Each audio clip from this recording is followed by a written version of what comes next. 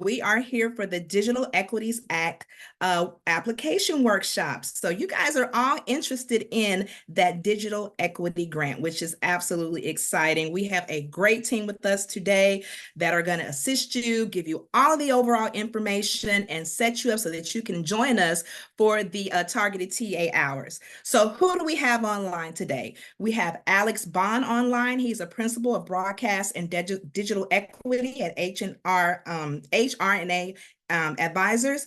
We have Shreya Bahara online. She's also a director of broadband and digital equity at HRNA. We have Kat Blake online, and she is a senior analyst of broadband and digital equity, HRNA Advisors. So you have an excellent team online of subject matter experts that are going to be able to answer all of the questions that you have in reference to the digital equity opportunities. And of course, I'm sure you know who I am. I am Kiana Miller, and I'm, of course, facilitator for the National League of Cities.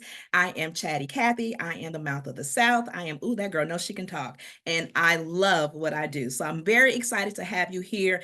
I'm the one that's just going to be pushing the buttons and making sure that all of our subject matter experts have what they need, and we'll also be dropping links so that you'll have some resources that you can return to. So as far as the agenda that we have today, we're going to do an overview of the bipartisan infrastructure law and digital equity, give you information on the NOFO and DE competitive grant opportunity, which of course that's what you're here for, give you some guidance on tailoring your application, look at the application and a grant work plan to assist you, great tools and templates. Also, we're going to have a Q&A session, like I said, at the end or towards the end. Want to make sure that you're dropping your questions in the chat because we're going to come back to those questions. And also, we're going to share with you the one-on-one consultation times that we'll have coming up in the next couple of weeks. So I'm going to turn it over to Kat, and she's going to get us started with all the good information on the BIL and digital equity. Kat? Thank you so much, Kiana. I appreciate you bringing that awesome energy to get us started today. Hi, everyone. My name is Kat Blake with HRNA Advisors. And if we could go to the next slide, we'll just jump right in with an overview of the funding landscape that we're talking about today. So the federal bipartisan infrastructure law put in place a series of funding programs to address both the deployment of broadband infrastructure and digital equity activities nationwide. Altogether, these programs distribute approximately $48 billion of funding, and that is through a few different avenues, including the BEAD program, the Broadband Equity Access and Deployment Program, which focuses on last mile broadband infrastructure, the Tribal Connectivity Program, which focuses on broadband access and adoption on tribal lands, as well as the Middle Mile Program to construct middle mile broadband infrastructure. In addition, the Digital Equity Act, which was passed as a part of the bipartisan infrastructure law, put in place a suite of programs to ultimately fund activities like device access, digital navigator programs, and digital skills courses to promote digital equity. And the focus of this webinar is on one of those opportunities, the competitive grant, which we will dig into in the next slide.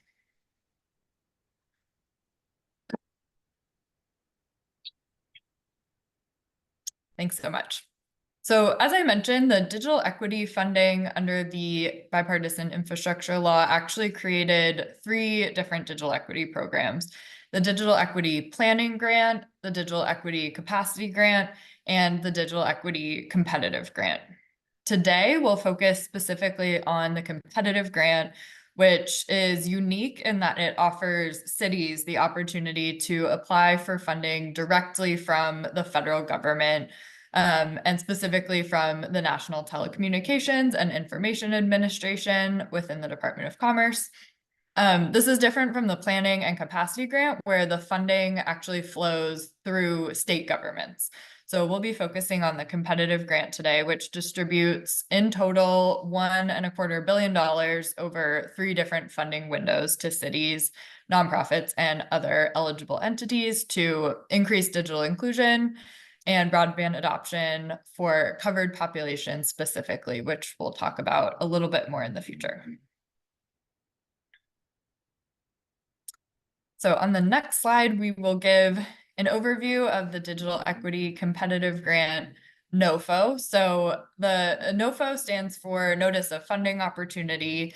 This is the document that contains all of the information about the competitive grant program specifically, as well as the application requirements. So the NOFO is a really key document for anyone interested in pursuing this funding opportunity. And the NOFO gives us a few key pieces of information. The first is that this specific funding window in fiscal year 2024 will provide $750 million in funding. And NTIA shares in the NOFO that they plan to distribute this in between 150 to 200 individual grant awards that they're expecting to award between $5 and $12 million to each of those awardees. NTIA also tells us in the NOFO that they'll place a significant emphasis on partnerships and that they really encourage applicants to pursue large award amounts for larger scale partnerships among different entities. The program also requires a 10% match of either cash or in-kind funds, with some preference given to larger matches when possible.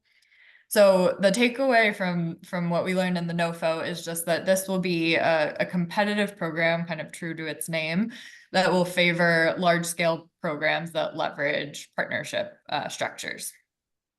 To dig into the timeline that we're looking at here a little bit, that NOFO that I referenced was released last month in July, and the application portal for this opportunity opened just last week, and applications are due September 23rd, which is 5 weeks from today. So it's go time. So it's awesome that everyone is here together today. NTIA shared also that they expect to start actually making these awards over the winter, and that could stretch as late as April of 2025 that they would be distributing those awards. Funded projects under this program will also have a 4-year period of performance with an optional 5th year that could only be used for evaluation, program evaluation activities. So next we'll dig a little bit into allowable uses and the types of programs that this funding opportunity can fund. So the primary intention of this program is to fund digital inclusion activities that benefit covered populations, which we'll specify on the next slide in a moment. So the types of programs here include things like broadband adoption activities, which could include enrollment events, digital skills training programs, also programs that provide equipment such as laptops or other devices to individuals. And this could also include constructing or upgrading public access computing centers, which is something that NTIA specifies as an activity. So on the next slide, we'll talk about just a few examples of program activities that would be allowable under this grant. Pretty similar to kind of what we just reviewed. One could administer something like a device access program, a digital navigator program, or other things like a telehealth access initiative. For example, workforce development programs that are in line with digital equity are also allowable programs, but all programs that are funded under the competitive grant must demonstrate that they will serve covered populations. And you'll see the 8 categories of covered populations on the right hand of the screen here. Just a reminder that these covered populations were identified by Congress in the Digital Equity Act itself, which was part of the Bipartisan Infrastructure Law.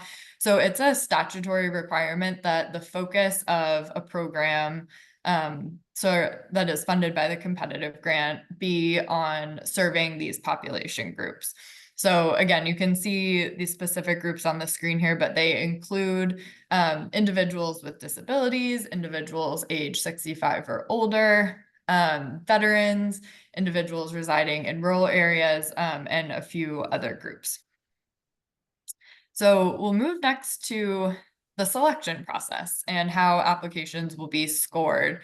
We'll talk a little bit more about each of these in the next few slides, but at a high level, kind of the snapshot of what the selection process will look like. There will be 3 rounds of application review that inform final selection. So the first will be merit review, which is that initial review of the strength of your application materials.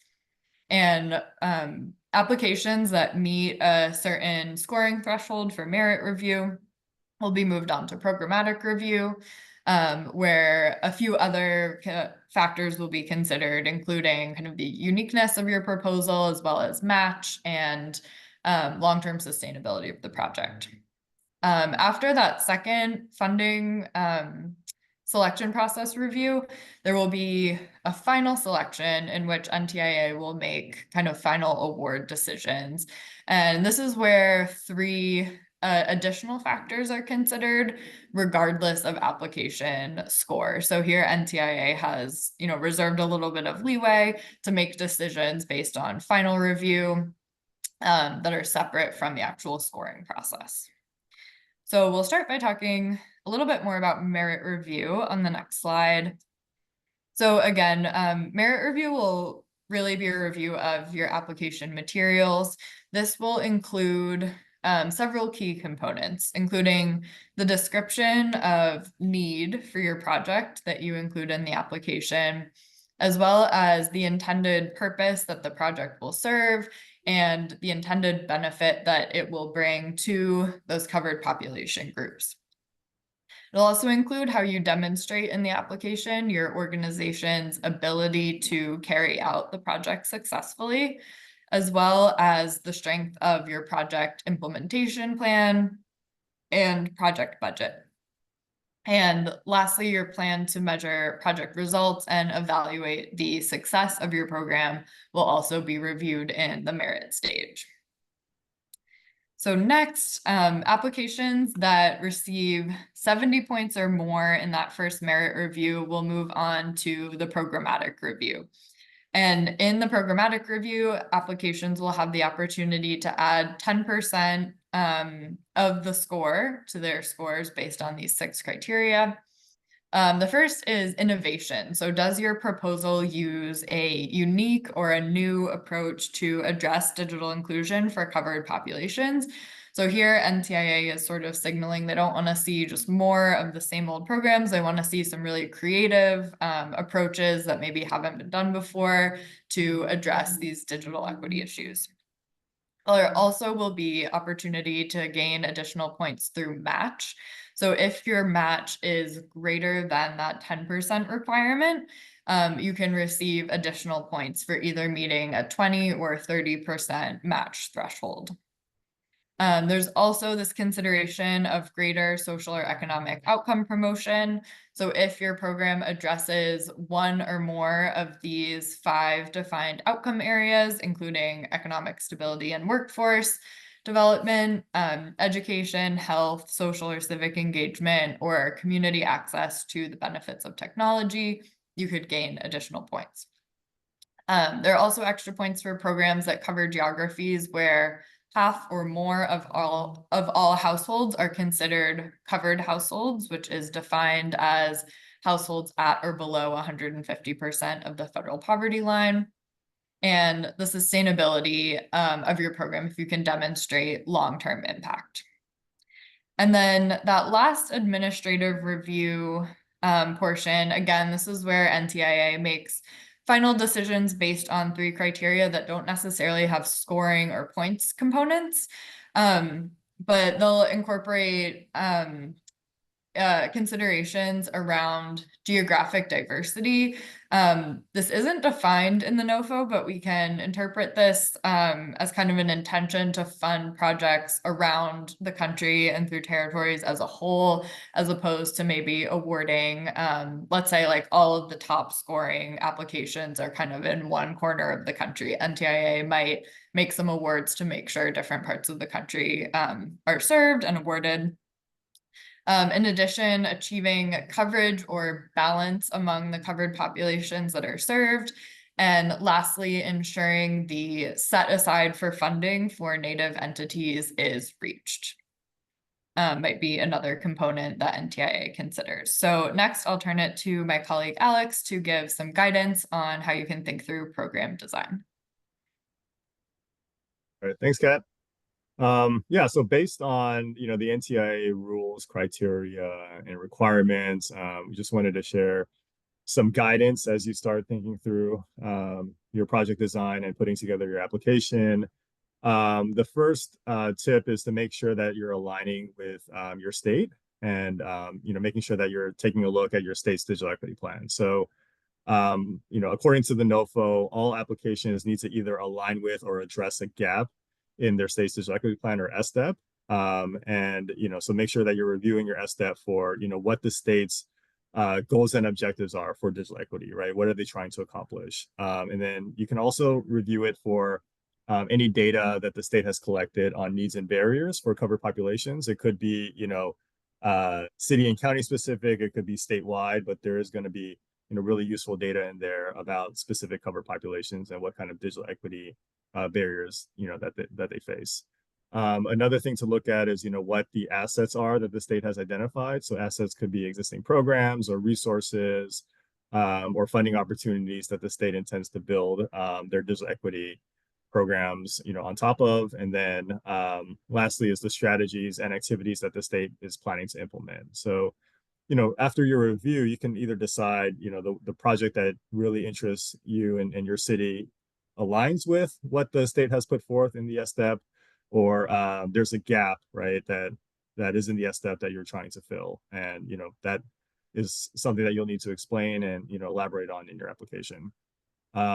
So along with taking a look at the SDEP, another tip is to take a look at, if you haven't contacted your state's digital equity person yet. Oh, actually, can you go back to the previous slide? Yeah, thanks. So yeah, if you haven't contacted your state's digital equity person yet, it's called the digital equity administering entity. Oftentimes it's your state's broadband office. Make sure you do so. And oftentimes we're seeing in many states that the state's digital equity office is providing some application assistance, and at the very least, helping coordinate applications in their region, so they can kind of point you in the right direction, or maybe even suggest some partners, right, that would be helpful to talk to. So in the link that Kiana shared in the chat, Internet for All funding by state, when you click through to that, there is an option to find your state. Once you find your state, there's links to the state's digital equity plan, contact information for the broadband office and digital equity office, and a lot of other information. So make sure you check that out. Next slide. Yeah, so after taking a look at the SDEP, right, now it's time to get into, program design for your city or for your region. Based on the criteria that Kat showed, we can tell that NTIA is really looking for applications that have both breadth in terms of reaching large numbers of covered populations and reaching a diversity of covered populations, as well as depth of impact. So, how strongly does this application remove the barriers facing covered populations when it comes to digital equity, or how strongly and what's the depth of impact in terms of promoting greater outcomes. So this is just a quick, simple framework for you to start thinking about different aspects of program design. The first bucket is, identifying which covered populations your project will serve. So thinking through of those 8 covered populations, which ones are really high priority for your city, your region, as well as which ones you have strong connections or reach with. And in the scoring criteria, they also talk about intersectionality. So think about how you might address intersectionality amongst covered populations to deliver programs more effectively and efficiently. So one example there could be, focusing your outreach or hosting programs at, like senior public housing sites or veteran serving public housing sites, because those residents are, both senior or veterans, as well as, covered populations as far as their income. So just think through things like that as far as how you can, increase the reach of your project and, address and consider intersectionality amongst covered populations, because we know communities are very diverse, and folks don't fit neatly into each one of these boxes, right? There's a lot of intersectionalities in the community. The second bucket is, the barriers. So thinking through, of those covered populations that you want to serve, what are the barriers to digital equity, that they're facing? It could be affordability, it could be a lack of digital literacy, or concerns about online privacy and cybersecurity, right? So thinking through that, and in the next slide, we have some more information about where you can find some of that data. But once you have, both the covered populations and the barriers identified, then it's time to think through what activities or interventions, you would want to implement that could effectively address and fill those gaps. So, what are some activities that are proven or evidence-based? It could be programs that, your city has implemented during COVID, right, with CARES Act funding or ARPA funding, that you have a lot of strong evidence to support. Or it could be new innovations or creative solutions, and make sure that you're also designing for long-term sustainability. And then the final step is connecting those activities and interventions to greater social and economic goals and outcomes. So if you're doing some kind of digital literacy program, right, how can you connect the training that folks are going to receive to educational goals or to health goals, or improving their access to economic and workforce development opportunities? Slide. So just diving a little bit deeper into the different aspects of this framework when it comes to identifying covered populations and the barriers that they face. Just wanted to share a couple of resources that are already available. So at the national level, NLC has put together a dashboard that is meant to support all different types of federal grant opportunities. So this dashboard can tell you within your city, within your county, the demographics of the population, where the high, social vulnerability index areas are, where the low-income communities are, what the specific statistics around those are. And then it also has some broadband data points. So, what's the percentage of the population within a particular area that doesn't have sufficient broadband access. So that's one definitely helpful resource. A couple of other resources would be US Census and NTIA partnered to create a Digital Equity Act population viewer. So with this tool, this is also another online map, another dashboard. You can drill down and see for your state, county, and within counties like the census tracts, what the percentage of covered populations are, as well as different broadband and computer adoption statistics. The FCC also has a broadband availability data set that you can take a look at, that more looks at the availability of high-speed internet and reliable internet in your community. And then lastly, another US Census resource is this computer internet use data set. So if you go to this link, very easy, just a couple of pull-down menus to see within your county what the percentage of broadband and computer adoption is. So definitely check out those resources, and again, take a look at your state's SSTEP to see what the barriers and needs are for the covered populations that you're trying to serve within your state.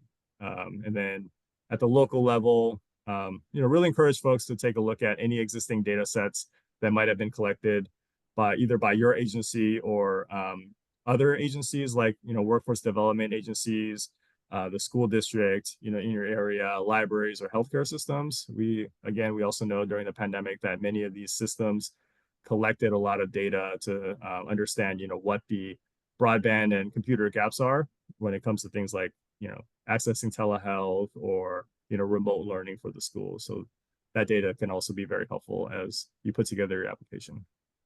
Next slide. So when it comes to the activities and outcomes, for activities, just think through, there's your standard set of digital inclusion activities. Oftentimes there's a lot of data and evidence to show how effective they are.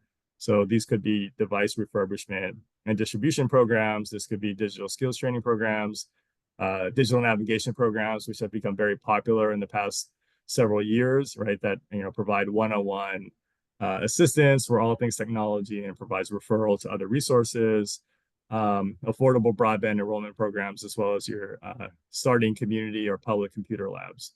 So, start there, take a look at, which one of those programs would be helpful and which ones you have some evidence and some track record to support. But then thinking beyond that, right, as far as like what new innovations and creative solutions you can incorporate, or how you can design for sustainability, or how you can connect them to social or economic goals. Really encourage folks to think through how to embed these types of programs into your existing large-scale systems within your community. So these could be higher education systems or vocational training systems or healthcare systems, as far as like, incorporating telehealth and, the push to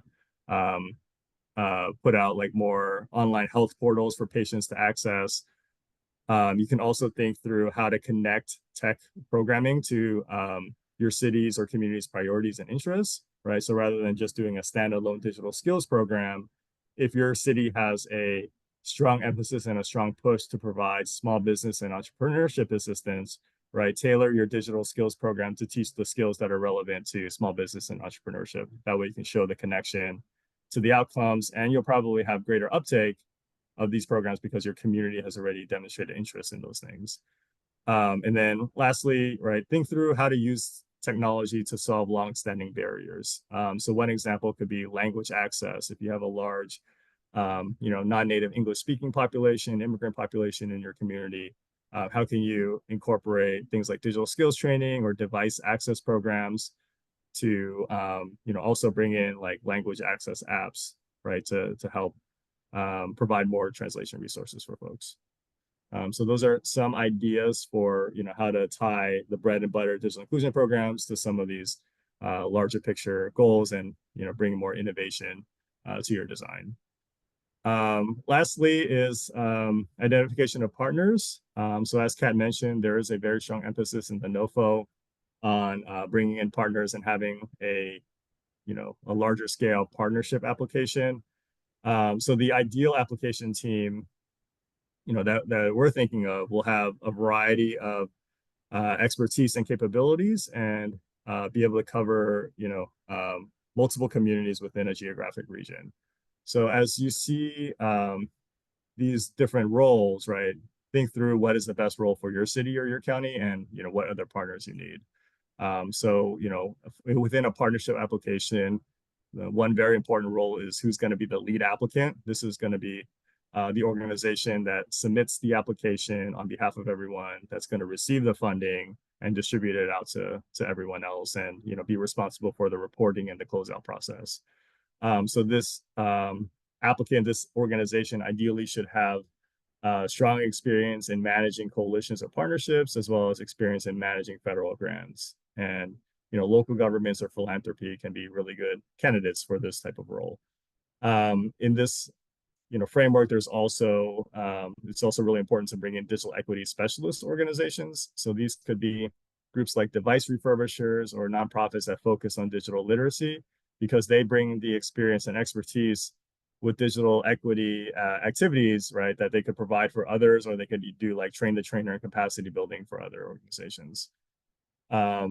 Another type of organization are the covered population serving organizations. So these groups might not have a lot of experience with digital equity, but they have a lot of experience, a lot of trust, and cultural language competence in serving the covered populations. So these could be CBOs, these could be libraries, senior centers of affordable housing, and yeah, they would help you, reach all the covered populations that you're trying to reach. And finally, there's your outcome area organizations. So these could be organizations that have experience and existing programs that are designed to achieve the social and economic outcomes. So these could be the health clinics or healthcare systems within your area. These could be the schools or the one-stop job centers.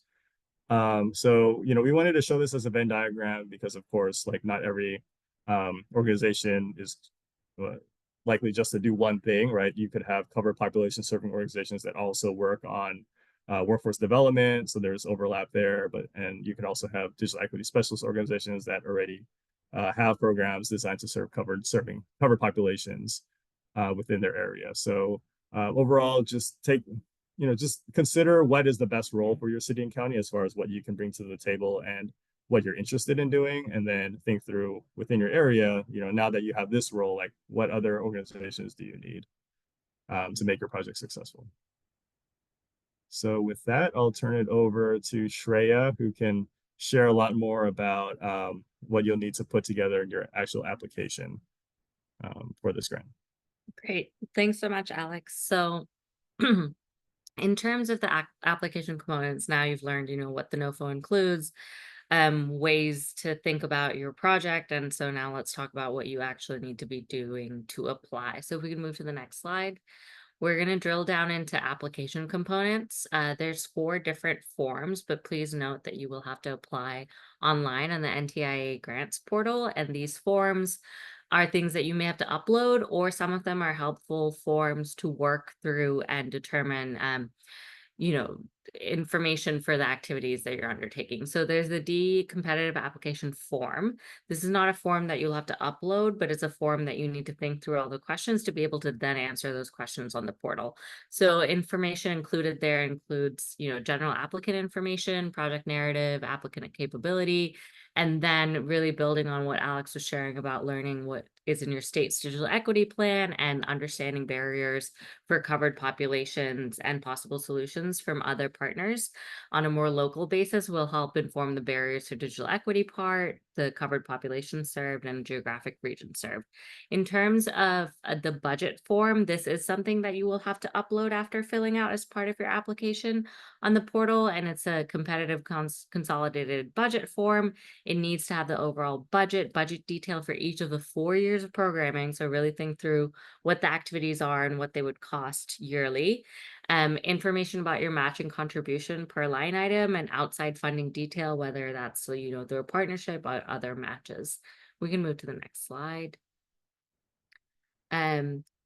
There's also forms related to more information on the projects. That will have to summarize key project and activities, estimated covered population served by each activity for which you'll need to, and I'll get into this later, do some work to understand the baseline demographics of your covered population and what the numbers are and what, who all your, activities will help.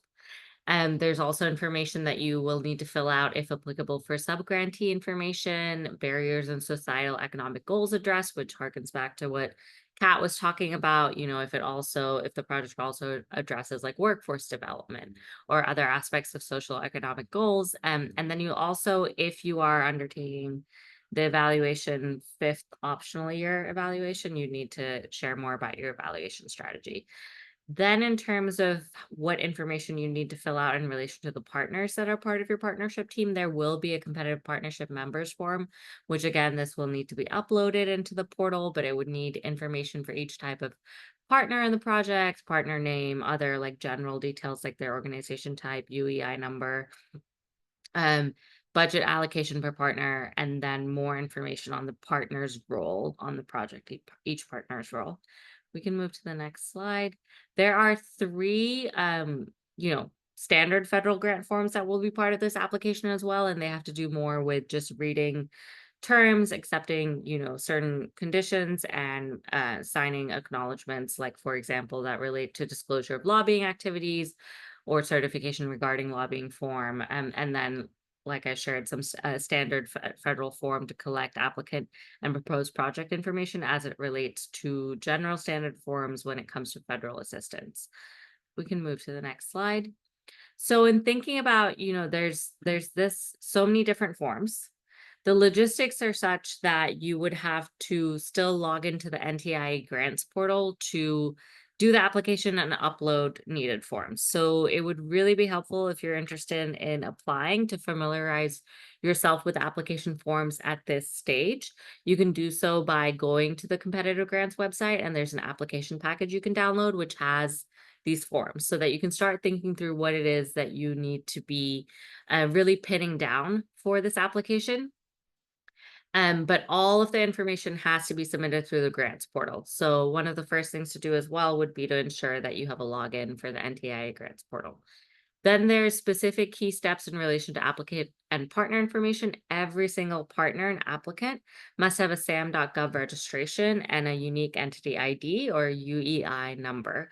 You need to start on this as soon as possible because it doesn't take a lot of information to fill out, but the time frame for how long it takes for the government to get you a UEI can be variable, and sometimes if they have follow-up questions that can lengthen the process. So first you just need to make sure that you have one, and if you do that, it's active, the UEI number and SAM.gov registration. And if you don't have one, please start as soon as possible. Like if you know you're going to apply, then please go to the SAM.gov website today and start that process. In terms of all partners, they also need that. So as soon as you identify partners, part of what you should be asking them in preliminary conversations you're having is whether they have SAM.gov registrations and UEI numbers. All partners will also be expected to provide a signed letter of commitment, and that letter of commitment can also be a helpful place in which to outline, you know, the parts of the project that the partner's undertaking, their roles and responsibilities, and your roles and responsibilities in relation to them as a partner. The files required for upload in the portal, which is this is a non-exhaustive list, but the main highlights are project plan, scenario and risk mitigation plan, data stewardship plan, you know, for how you will keep the data secure, which parties you would share it with, and by data, I mean like information you might be collecting on the covered population's baseline needs and ways that you can improve them. A sustainability plan, because this is a 4-year program, but also there's an idea that this needs to be something that can be sustainable over time. And then resumes of key team members, and that includes your partners that are undertaking work. There are funding caps to pay attention to. And you know, it's pretty standard for a federal grant for administrative costs to not exceed 10%. So that's one of the funding caps. And there's also a 10% cap on evaluation costs. So if you're going to propose that you want to undertake the optional 5th year of evaluation, that can only be 10% of your budget or less. If we can move to the next slide. I wanted to go through specific next steps that you're really going to have to pay attention to in relation to this application process. And so, like I said, one of the first things is to register for the NTI grants portal, then to collect baseline data on needs and barriers for covered populations. And as Alex shared, you can do that by going to a few different sources, like your state digital equity plan, also to going to local resources like your library systems, local colleges, education systems, etc. And then use that to develop your project plan and activities, using all of that to then draft your application materials. And so even though you're submitting in the portal, given that you're working with partners, it would be helpful to probably work off the forms and all work collaboratively to, you know, draft your project plan and activities. You need to identify the lead applicant, matching funds and partners. And like I said, there's quite a few, you know, logistical things that you also have to converse with partners about, like their registration, UEI number, etc. If you need help finding a partner, or you have in mind some partners that you want to be able to work with but aren't sure about how to start that conversation, we will send around a post survey link, in which you can indicate specifically if you would like assistance with trying to find partners, and then sign up for one-on-one consultations that we'll be having every Tuesday and Wednesday up until September, the week that the application is due, of September 23rd. And so we can work with you to try and help identify partners. And then, you know, checking the SAM.gov information, collecting UEI numbers for all partners, collect letters of commitment, finalize application materials, and conduct a review process, including mock scoring, which will be helpful in understanding where you might need to change your application or adapt it, and then submitting the application by September 23rd. So these are major next steps. To drill down into if we can go into the next slide, there's going to be smaller tasks that need to be addressed. And for that, we are going to share a link to a competitive grant application work plan. That work plan will be helpful, not only getting you organized, but also your partners along pre-drafting, drafting, and submission of the application. In specific relation to task categories that need to be done, task descriptions, status, drafting responsibility dates, other dates in relation to feedback responsibilities and approval responsibilities, and just really helping you keep on track with that. We created it so that it would make it easier to work on this in a collaborative nature, in a partnership if you're applying in that way.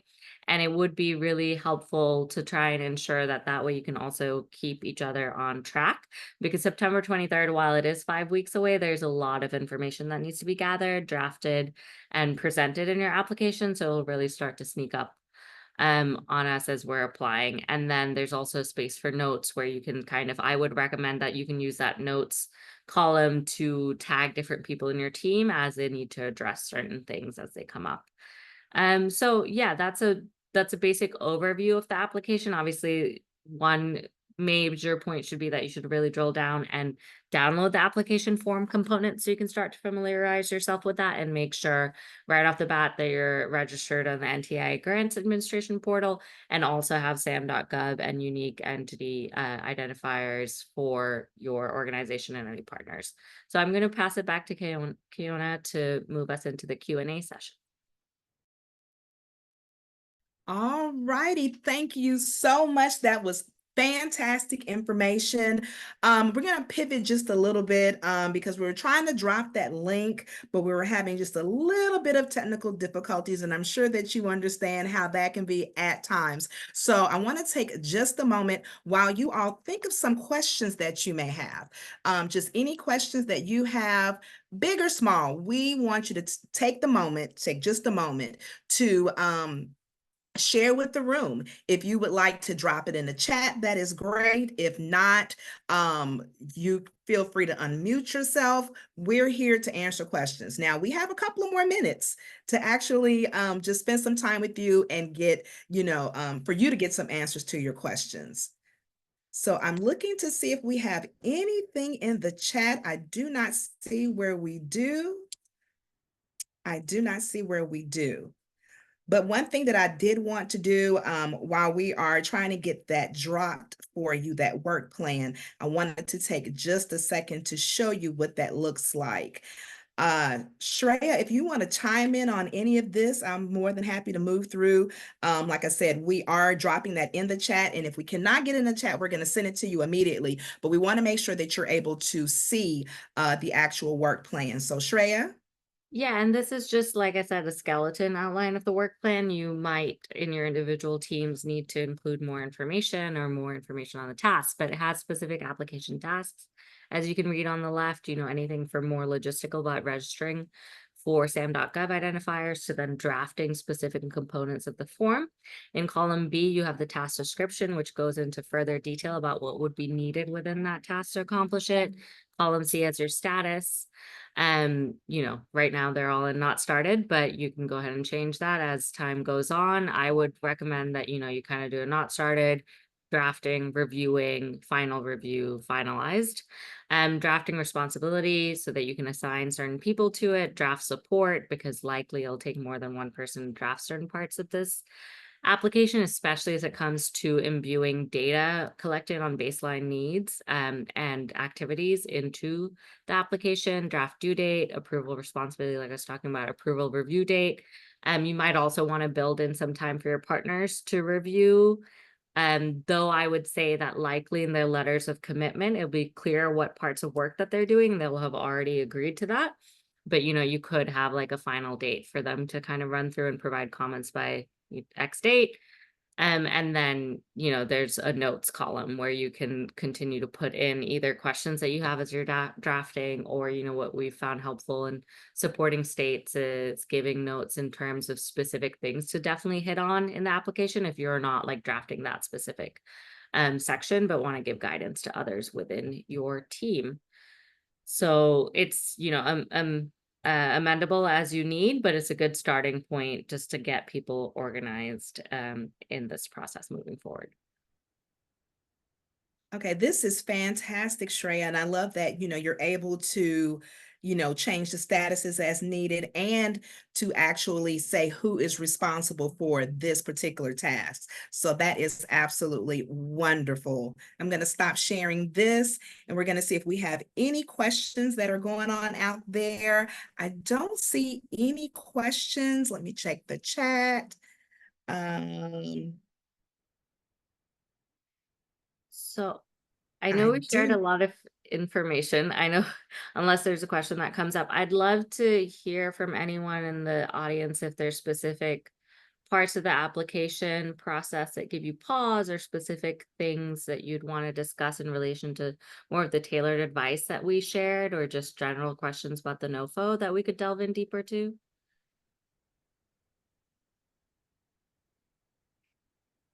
Like I said, feel free to drop it in the chat, or you can unmute yourself.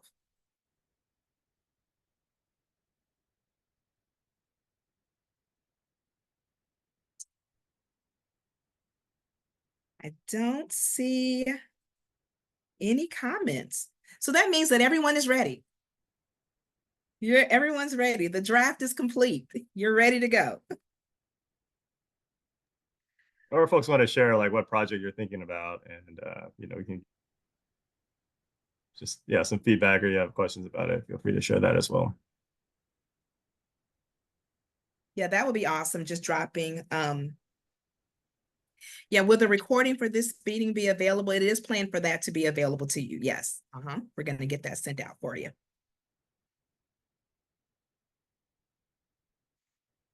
And as mentioned, if you know, what's your project, drop it in the chat. Let us know what you're working on, the idea, the vision that you have for your community.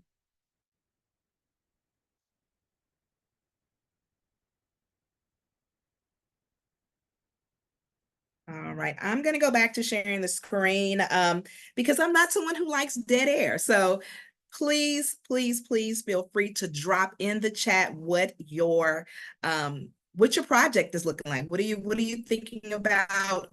What have you solidified? Because like she said, we have about 5 weeks left before it's going to be go time. So we're going to hit on just a couple of things, and then we're going to come back and see if there are any questions. We do have tools and templates that are available to you. We're going to get these out to you with the slide deck that's going to be sent. And I don't see where we have dropped the competitive grant work plan. Brian, I don't know if you're still working on that, but we still have a couple of more minutes if you can. If not, we will definitely get that out to all. I'm going to mention the one-on-one consultations and take just a moment to drop some links for the one-on-one consultations. This is a service that is available to our cities that are a population of 150,000 or less. You'll have the option for one-on-one consultations where you will be able to ask your questions directly in advance for the subject matter experts. And I'm going to go ahead and drop it in the chat. So you guys will have access to that. There will be Tuesdays and Wednesdays through the end of September. I believe the last day is going to be September the 19th. And like I said, you provide your question in advance. That'll give our subject matter experts a chance to do some research and get an answer for you when you get online. 30 minutes at a time. If you need longer than that, you can bump up two appointments next to each other and get a full hour. We have cities that take advantage of this. Sometimes it's one person on the line. Sometimes it's a group of people that are online. All the powers that need to, be online. So please take advantage of that. Good question, Julie. How do you sign up for notifications of your trainings? I was forwarded this invitation, this invite to attend. It just depends on what type of training, if it's an InfoTrack, if it's the local infrastructure hub, the boot camps. So I'm gonna do a little research for you, Julie, and see exactly how you would get access to that. But like I said, I just dropped the links for that one-on-one consultations. Now, I always say this, and I mean this wholeheartedly. The one-on-ones are my jam. I love to be on those because the cities are really getting one-on-one attention, specifically for their questions. So as you go through the process, you see the finish line in front of you, please take advantage of that. As you can see, we have 1, 2, 3, 4, 5, 6 subject matter experts that are going to be available to assist you in answering your questions. And I'm looking to see if we have any other questions in the chat, because we are at the end and we still have 5 whole minutes. Go crazy. Please feel free if you want to unmute yourself. All righty. So as we get to the end, let me take just a moment to thank our subject matter experts for joining us, the support team for joining us, and also I have to thank our supporters, which include National League of Cities, Delivery Associates, United States Conference of Mayors, Results for America, Bloomberg Philanthropies, the Balmer Group, Emerson Collective, Ford Foundation, and the Kresge Foundation. So with that being said, I'm going to stop sharing, and I am looking for any additional questions because like I said, we have a couple of minutes, and thank you so much. I see that we dropped the calendar invite for the online sessions. Thank you so much. And I don't see any additional questions. So we're actually going to give you about 8 minutes back. You're going to really go crazy. If there's nothing further, thank you all so much for joining us. Our subject matter experts, if you have any last words, please feel free. We still have a couple of minutes. So subject matter experts. Yeah, we'd love to highlight that we're going to send around a post-webinar survey that we'd love your input on, especially because it helps us understand how better to assist you in the one-on-one consultations. If you're going to sign up for them, they'll have questions around like, what are you thinking would be barriers to you applying for this? Like, are you seeking assistance in terms of like technical support, finding a partner, things of that nature? And it will really give us a good head start and be able to start those conversations with you and address your questions on a more individualized basis and tailored basis. And I see that. Thank you so much, Shreya. I just dropped it. So for everyone that's on here who thought they had 7 more minutes, take 2 of those minutes and let's do this survey. Like Shreya said, it helps us so much. So please take a moment to do the survey that was just dropped.